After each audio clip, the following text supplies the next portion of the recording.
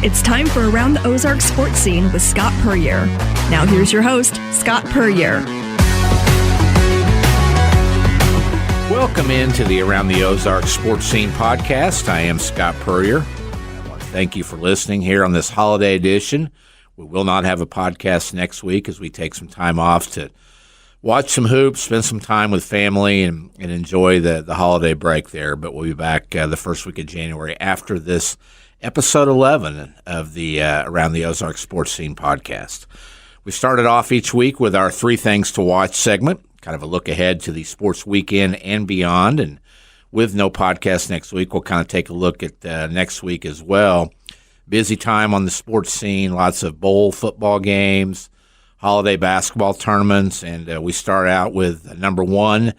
It is that holiday high school basketball time throughout the Ozarks, highlighted by the annual Blue and Gold tournament and the Pink and White tournament. Blue and Gold over at Missouri State, Pink and White for the girls, the Lady Classic over at Drury University. Encourage everyone to get out, as they usually do over the holiday break, to watch some great high school hoops from our area teams. See all your friends there you see every year, and just kind of a tradition in the Ozarks. You go to one or the other or both, and plan your schedule accordingly there. The Blue and Gold will start on Tuesday and run through Friday. The Pink and White will start a day later on Wednesday and run through Saturday. Again, at Missouri State for the Blue and Gold and at Drury for the Pink and White. We're going to talk more in depth with both of those tournaments here shortly with our special guest, Wyatt Wheeler of the Springfield News Leader. What to watch number two? The Missouri State basketball Bears try to bounce back from a brutal one-point loss at Tulsa last weekend. They've got D1 newcomer Lindenwood out of St. Charles, Missouri, in town tonight as we tape this podcast. We won't know that result, obviously, when you hear, or you'll know it by the time we hear this. But Lindenwood coming to town to Great Southern Bank Arena. Then the Bears take a trip out west to face St. Mary's on Saturday for their final non-con of the season before they dive fully back into Missouri Valley Conference play. Number three, the Missouri State Lady Bears are hosting the Lady Bears Classic Wednesday and Thursday at the Vault, a.k.a. Great Southern Bank Arena. They've got BYU on Wednesday, Western Kentucky on Thursday, and then they shut it down for Christmas before Valley play the rest of the way starting late next week. Number four, the Kansas City Chiefs. They play host to the Las Vegas Raiders on Christmas Eve. Of course, the Chiefs are trying to stay alive for the number one overall seed in the playoffs, chasing the Ravens and need a little help there. They might get it because the Ravens actually have a Christmas Day game at San Francisco. What a way to finish the holiday day there with probably the two best teams in football right now, the two hottest teams anyway, with San Francisco and Baltimore going at it on Christmas Day. And finally, we'll tell you number five about the big Mizzou football game coming up. It is on Friday, December 29th. The Tigers take on Ohio State in the Cotton Bowl. Mizzou, 10-2 season this year, their return to relevance. They're taking on an Ohio State team that is a little wounded going in, wounded by the transfer portal as starting quarterback Kyle McCord has left and gone already to Syracuse to sign on with the Orangemen there. And their star wide receiver, Marvin Harrison Jr., will not play in the bowl game as he sits out to get ready for the NFL draft, where he's expected to be a top two, one of the first two guys taken in the draft next April. So Mizzou and Ohio State. Mizzou's had a big month out on the recruiting trail, the portal trail. They've got some guys in that will bolster what they plan to do next year, which is build on this kind of breakthrough season that Eli Drinkowitz's team has had this year, and nothing could build more momentum for the Tigers than a win over a blue blood like Ohio State in the Cotton Bowl to finish off the year. Special guest on today's podcast is Wyatt Wheeler, the Springfield News Leader, the jack of all trades. Some would just call him a jack. But the guy covers everything from Missouri State to Lady Bears to high school to baseball, you name it. Wyatt Wheeler covers it. Of course, this is a reuniting of the A-team, the dream team, whatever you want to call it, from back when we were doing some afternoon shows about a year ago and due to an unfortunate circumstance. But happy to have Wyatt back on. Wyatt, thanks for joining me today. No, I miss you. I miss doing shows with you. I know we had the dream at one point of maybe having a show of our own at one point. But I think we're happy where we are, and I'm happy to jump on this. And we'll never say never on that either. I mean, you never know in this market what may come around. And, I had fun doing Mondays while Art Haynes was recovering on Sports Talk, and just great to see your buddy and ours and everybody's buddy with his continued progress. That's got to be something that you talk about things you're thankful for in 2023. That's got to be one of the top ones, isn't it? No, it's number one. We didn't think we'd have him there for a little bit, and he's still here, and he's doing great. And he's calling Missouri State basketball games and having a little bit of the life that he had before he got sick. So it's been the best. It's been the best thing to come from this year. Absolutely. Well, we wanted to talk holiday basketball. It's a big time of the year, tradition rich for everybody here, where they get through Christmas and they start plotting their blue and gold or pink and white strategy and head over to Missouri State and or Drury or both, to catch hoops. And I know you'll be posted up over at Missouri State at Great Southern Bank Arena, Hammond Center, watching boys hoops the entire week. Will you get any pink and white in, or do you have a helper for that? I'm getting some help on the pink and white. I think I'm going to be doing the championships. So okay. I love how they do the staggered schedule to where you're able to go to both championship days if you're when you're me. I think it's a great thing that SPS and Greenwood's been able to do. I know it's going to get a little tricky when the calendars aren't right starting next year, I believe. But happy to get in both gyms. It's they're both great. They're both great traditions and a highlight of every year. Well, and you and I have, followed similar paths. I had the high school beat from 85 to probably about 92 or 93, and my favorite time was just like you, going over and basically living at what was then Hammond Center was the only site back then. Actually, McDonald Arena was the other side at Missouri State, but not leaving and wall-to-wall basketball from 9:30 in the morning till 10:30 or 11:30 at night, and that'll be the case for you again. I love your blogs throughout the day. Is that probably the most fun you have during the Blue and Gold, is just capturing the sights and sounds of what's happening? Yeah, I mean, it's better. I like to joke around in there, take a jab at the arena music that they like to keep playing. Whatever, over and over and over and over again throughout those, it really turns into about 16-hour, 18-hour days. But it's basketball. There's great kids. There's a lot of great talent in the area right now. A lot of teams that are going to be capable of winning these as well. So it should be a really great tournament this week. And love the blogs. Love just the little storylines in there, and the kids can be really funny at the same time. I love the predictions. You go out on a limb, and I read that last night, your predictions round by round and champions. I kind of got into that back in the late 80s a little bit, 90s, and we've talked about it on the air, but you really, when you put yourself out there, there are some people that take it way too seriously, and there are others that just say, hey, it's a guy doing his job and stirring up the readers there, but a lot of fun doing that, and your record hadn't been bad either on that.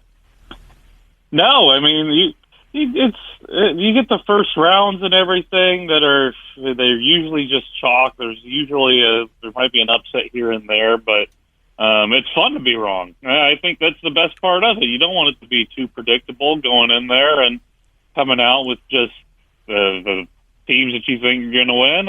It's a part of sports. So we're still sports fans. It's not all about being right when you come out with these predictions. You're trying to have fun and preview it in a different way. And I think there's going to be I think there's going to be some surprises in there. And I'm excited to be wrong in a few of those.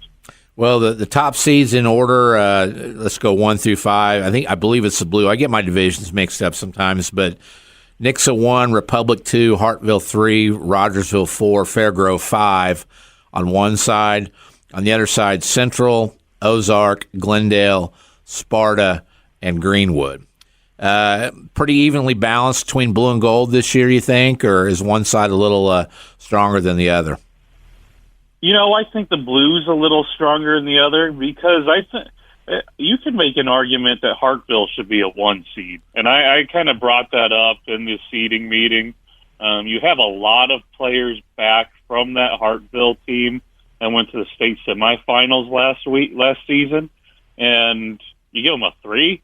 That's the one. When you circle who's the one team in the entire area you don't want to play in this tournament, it's usually Hartville because they're going to make you play your way, and they have a lot of experience back and everything like that. And you drop them to a 3 behind a Nixa who was undefeated regular season last year, has had a strong start to this year, and you have Republic at number 2 who won a blue and gold, the two blue and gold tournament champions last year, both as your 1 and 2s. And then you get a Hartville at 3. I think that's pretty strong there. Central, and then you look at the other one, the gold. Central, I think is as talented as anyone in the area. Ozarks kind of has been up and down this season. Usually figures it out by the blue and gold. Glendale, your best player there is a sophomore, Amari Witham. Not experienced in this tournament. I'm going to see a lot of guys try to gain that experience in this tournament. When you just look 1 through 3, that blue division, it's hard to fight against any of those when you say Nixa, Republic, Hartville. And I believe Catholic's a 6 in which side, the Nixa side or the Central side? Central?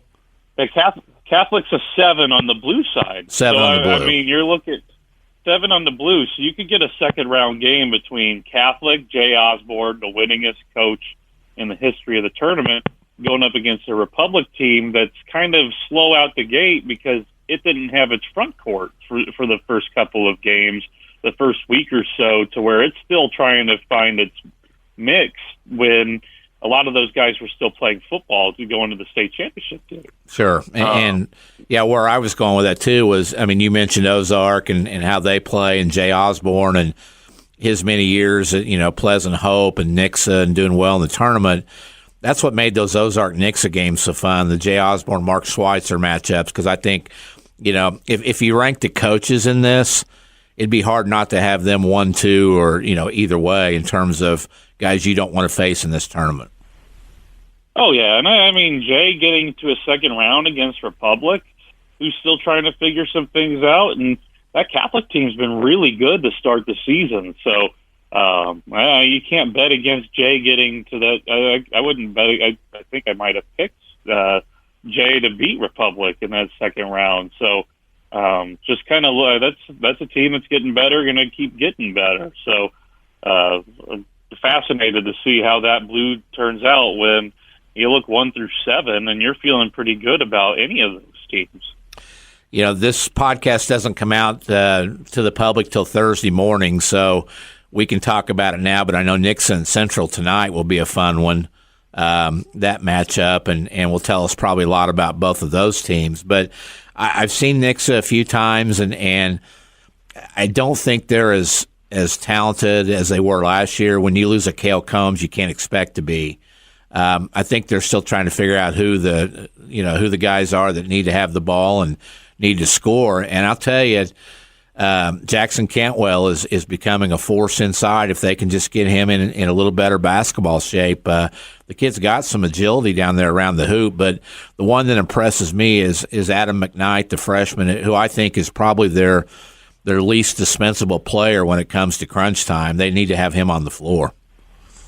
Yeah, that Adam McKnight kid, just seeing his name start to pop up on a lot of things. I mean, that could be a starting quarterback for next year.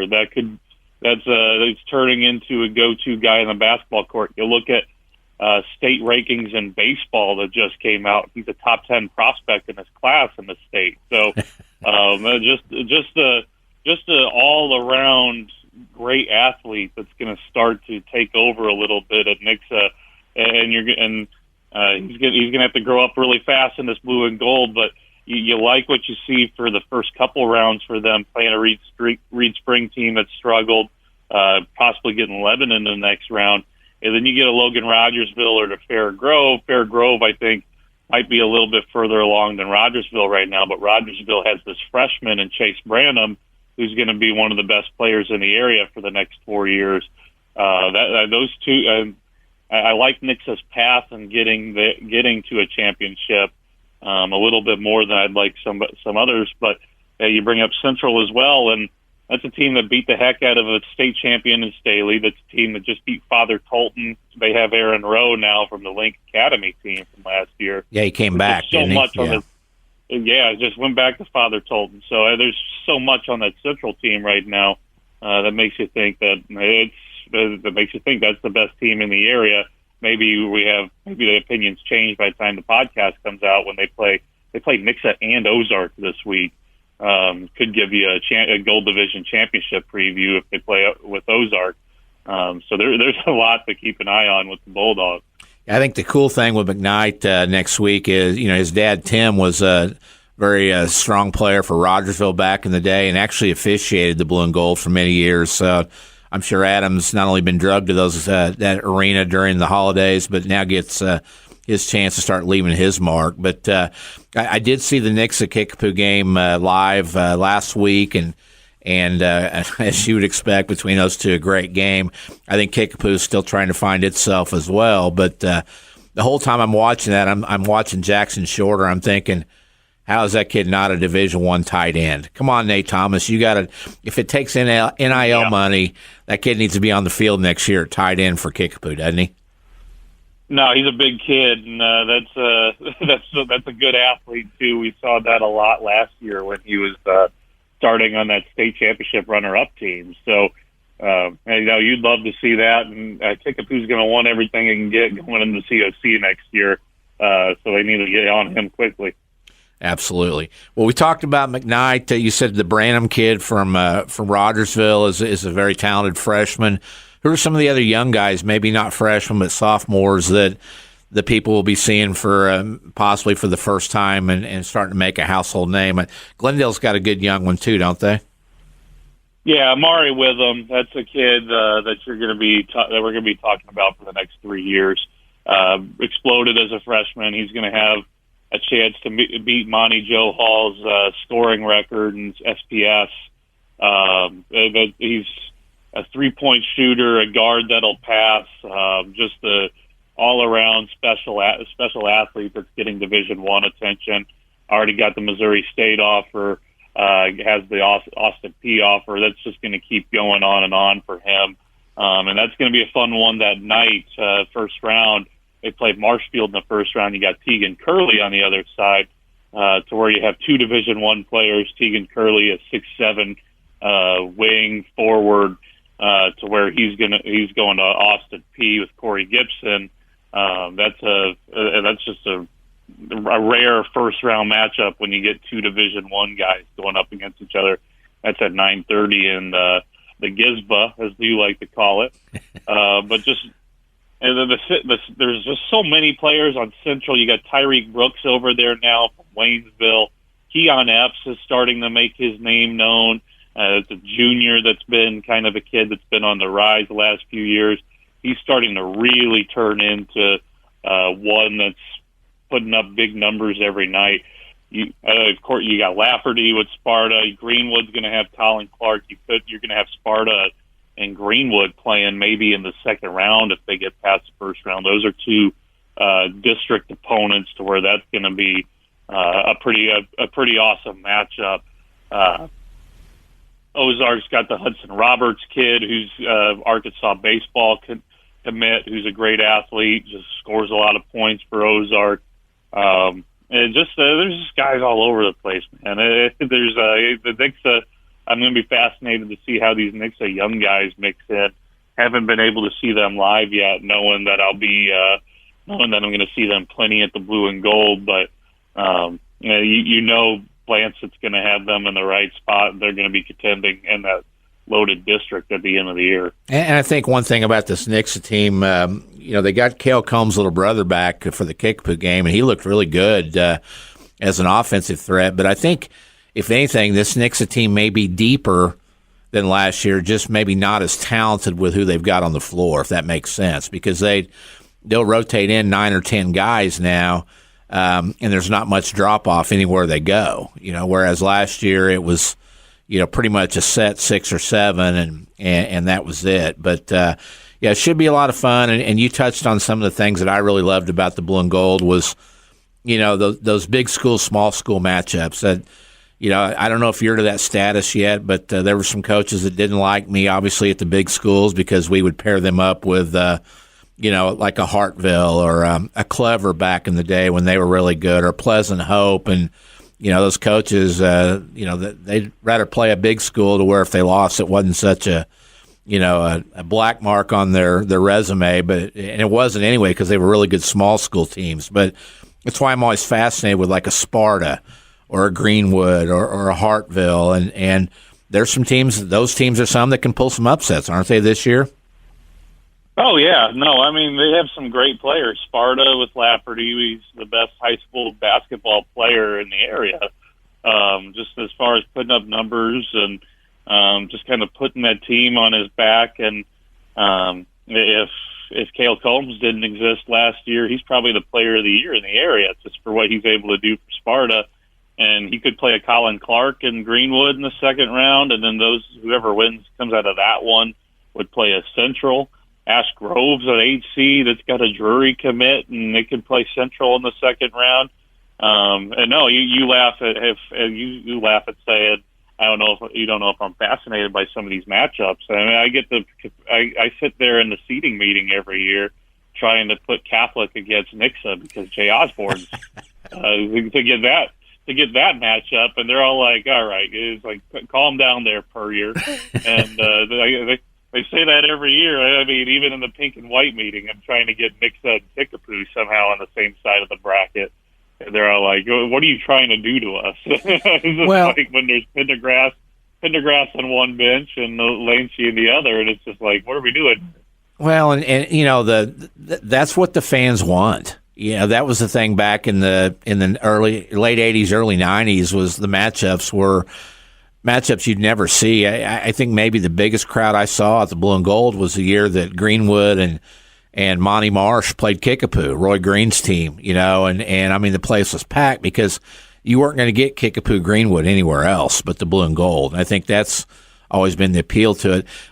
Do you get much resistance in the seating meetings anymore? Because back when I did it, I was the only one really that, I guess, immersed in the high school scene. So if I really put my foot down, it usually happened. Do you get some resistance now? Because there's a lot more people covering high school basketball now. Oh, it's all resistance. It's all we can't do that to these people, and it's just like, but I want to. Yeah. But it's just like, well, no, I want the storylines. I'm a writer. I want the story. So I think that's a fun thing. And when I want the stories, it's I know the stories that people want to read. That's the big part of my job, and I want to see those matchups and everything. Who doesn't want to see Kickapoo play Nixa in girls basketball this year?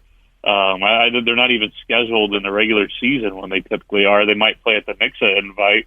But it's I'm looking for those. I want to see those, and yeah, you bring up the small school Greenwood versus Kickapoo.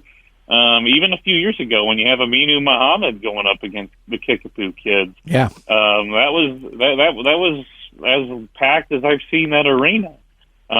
Sparta last year, when it's able to go on a run to a championship game and play against Republic in the championship, the governor flies out here. So it's and the place is just packed. So it's there's just so much of this tournament that makes it special. And I hope we get some of those fun storylines. Let's get Catholic and Nixa in a championship game. That'd be a heck of a run. That would be fun. Yeah, and of course in your predictions you've got Nixa and Hartville in the final. I believe you're calling a Hartville upset in that one for the championship, and then Central and Ozark with the one seed Central holding true there. You still sticking with those? Yeah, I'm sticking with those. I wrote that yesterday, so it'd be bad if I went against that already. It would be a quick turnaround, yeah, on waffling there. Pink and white, I know that, that they still have the format where they bring in a couple teams from outstate that are, traditional powers. I kind of go back and forth on whether that format is kind of, run its course now. What are your thoughts? I mean, would the pink and white still be attractive if it were like the blue and gold and it was just Ozarks teams? Well, the good news is that it's going away. Okay. It's going. They're hoping to move away from the Arkansas out of area teams next year. They might do it in the future, just if there's not enough interest or not enough entries from local teams. But I prefer an all local. You go into these tournaments, you're looking for who the best local team is. That's why I would love to see I would love to see Kickapoo and Hillcrest, and Parkview in the blue and gold. I don't want the SPS rotation. I want to see who the best of the area play in the tournament and see who comes out of it. I don't want to go on championship Saturday at the pink and white and have to cover an Arkansas team winning a championship. I want to see. I prefer local. I'm glad they're moving away from that. Two of the smaller school teams in that obviously met in the state championship last year, had a rematch, last night, I believe, Fair Grove and El Dorado Springs? Yeah. Yes, they did. And I didn't really catch the ending of that. So Fair Grove got the win, and again, over Eldo. But those are two teams that I think they're 1-2 in the state Class 3 poll, and reasonably high seeds over at the pink and white. So I think they're two teams that you probably expect to be facing again down the stretch in March too, don't you? Oh yeah, Fair Grove's. An argument could be made. Fair Grove's better this year, and you expected them to have this type of run in them when they had the two sophomores from last year leading the charge. They lose one senior, really good player in Cameron Green, some size that they had there. But they're going to be a problem for the next few years. They've built something over there. It doesn't matter if Jenny Talbert moved over to Nixa. They've established a program there that's going to keep on winning. So Fair Grove's a challenger in that pink division. They can Kickapoo matchup in the semifinals. Not out of the question. So I'd love to see that matchup. Before we wrap up the pink and white, two teams that I think have kind of flown under the radar, but the coach is doing just tremendous jobs and getting their programs back to approaching elite level. What Katie Pritchard has done with Marshfield girls and getting them back to this level, and then Matt Powell out at Glendale. He's got that program playing well as well. Oh yeah, Marshfield's senior heavy right now. They have a good sophomore. This is a big year for them to try to get over that hump. It's been a really tough district with Rolla and West Plains, but there's no better year than right now for Marshfield. They should be able to. They're a team that can make a run to the White Division Championship, has Nixa on their side of the bracket, and then Glendale. If you told me Glendale 2 years ago would be state ranked in 2 years, that would have been crazy. But Powell's done a phenomenal job there. No better coaching turnaround in the area than what he's been able to do. And hopefully you can see them maybe jump Greenwood, Arkansas on that side of the bracket. I'm going to be fascinated to see what happens Republic and Glendale if those two play White Division quarterfinals. That team's on the rise, and there's no reason to think that they can't do it. He is Wyatt Wheeler. You'll be able to read his stuff next week in the News Leader covering the blue and gold and the pink and white. Normally, Wyatt, I release our weekly guest at this time, and we do a final segment of Scott's Thoughts. But since it is the end of the year and prediction time, we're going to change up Scott's Thoughts to it's either Skyatt's Thoughts or I guess it'd be Watt's Thoughts, a combination of what Wyatt. Yeah, which one do you prefer? Oh, the Skyatt sounds funnier. It does. It's like Brangelina. We could be Skyatt, but We'll throw some stuff out there, and I'll throw a statement out for 2024, and you tell me if you agree or disagree, and give me some thoughts on this. So the Skyett's thoughts to wrap up this last podcast of 2023. Point number one, the Kansas City Chiefs will find a way yet again and get into the Super Bowl. I'm going to say no on that. What do you think? I'm a no. There's just it's hard to get in there so many years in a row. I think the averages kind of come out, and they are who they are at this point. So there's a few other teams that we could make the jump this year. And bonus NFL question: is Justin Fields your beloved Bears quarterback next year or not? I don't think so, but you never know with how those idiots are going to go about it. It's such a trash organization that who knows? I think they might keep him and go Marvin Harrison, but I don't know. It drives me insane. So we're both a no on the Chiefs, thinking that the magic has run out. I mean, there's just been so many instances this year of you got a much better defense now, and yet your offense is sputtering. And so that's can they get it all in sync? We'll see in the playoffs. Point number two, Mizzou football will be an NCAA playoff qualifier next fall when they go to 12-team playoff. I'm going to say yes. I'm kind of there with you. I see this morning they're able to go get your beloved Oklahoma offensive tackle that was the number one offensive lineman in the transfer portal. The one they tampered with, so they went ahead and is it out this morning that he's joining them? He is out this morning that he is going to Mizzou. So I was just looking at all the things they have there. I think it all adds up to an even better team than they had this year. I don't think their SEC schedule was that tough. It wasn't one of the tougher ones when it was released, and I think it's adding up to Mizzou can get in that 12. They do have a very favorable schedule next year. The games they could lose are at home, including OU coming up there next year. But I admire Drinkowitz for what he's done this year, their turnaround. I still don't think they have a marquee win this year over a really good team. Ohio State would help, but it's an Ohio State team that's lost their quarterback, and Marvin Harrison Jr. going to sit it out. So, I mean, even then. But, this world of college football right now with the tampering that's going on, you go and take a kid that starts his last 5 games at OU. He's the one returning lineman for the year as a true freshman this year. And you drop a bigger bag, and I hate what college football has become, and that's what we're at right now. Yeah, I'm just trying to get used to it and everything. Of course, I watch way too much FCS football, so where not all that stuff bothers me as much. I don't really have a favorite team as far as FBS major programs, so just kind of going with FCS where it's a little more of that traditional style than what you see at the highest levels. Moving on, point number 3, more likely to be true. This will be Dana Ford's final season at Missouri State or his finest season with the Bears. What do you think?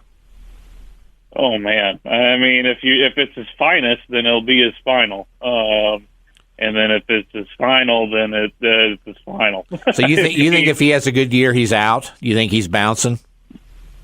Yeah, I think that's just how it trends. I think a lot of people look at the recruiting aspect, especially in this NIL age, to where if Dana's able to turn it around and you look at what he's able to recruit every year, I think that becomes way more attractive to other schools. You look at a Dennis Gates, and he didn't have tremendous amount of success at Cleveland State before he jumps on and takes over at Mizzou.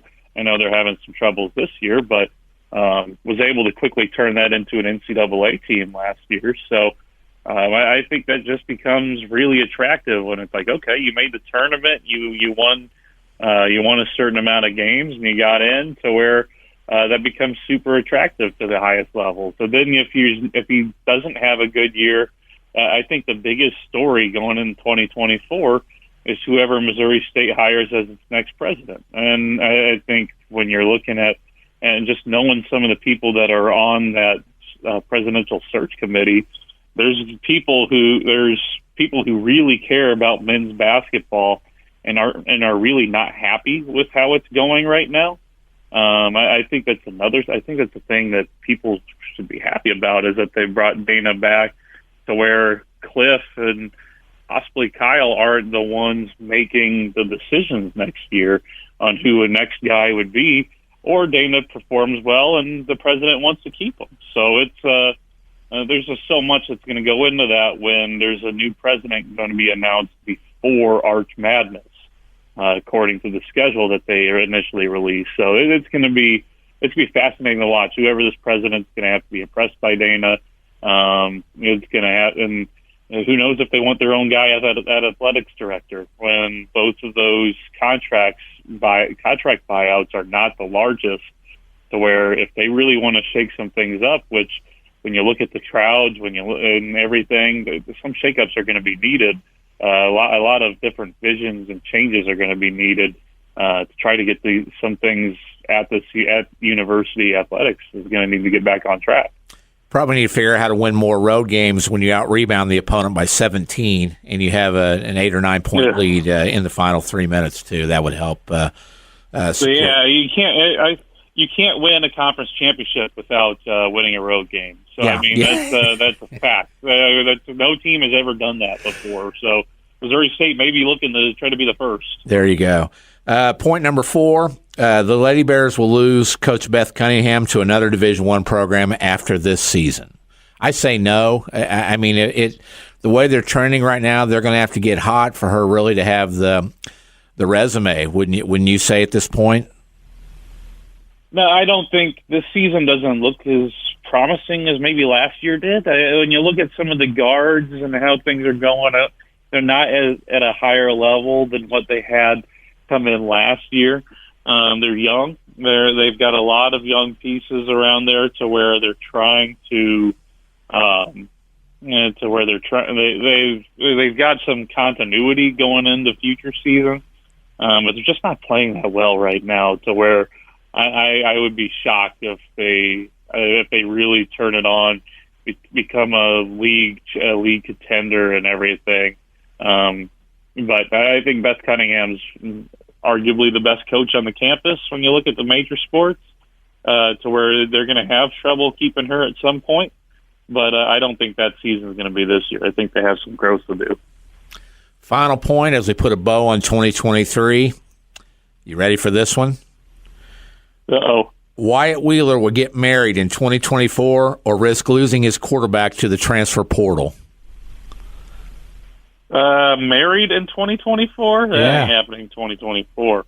I can guarantee you that will not be happening in 2024. Keep an eye on future years, but 2024 is it might be a planning stage. So let's. I think the girl that I am dating right now would like a whole year of planning before anything like that, to where 2024 is out of the question. Are you going to have to drop a bigger NIL bag like Mizzou did with Caden Green, maybe to keep her, or you think she's pretty secure? I mean, she ain't going anywhere, but she's going to expect that she wouldn't run away. But there's got to be an NIL bag that's going to have to be dropped at some point during 2024. So we'll see. We'll see if she accepts or if somebody else might come with a bigger offer. Very good, Wyatt. Always a pleasure to catch up with you and have fun talking sports. Happy holidays to you and the family and Abby, and let's do it again next year. Okay. Oh yeah, no, I always enjoy it. Miss you, and we'll have to get together soon. Very good. Wyatt Wheeler, the Springfield News Leader. That's going to do it for this week's episode 11 of the Around the Ozarks Sports Scene. I'm Scott Puryear. Thanks for listening, and happy holidays.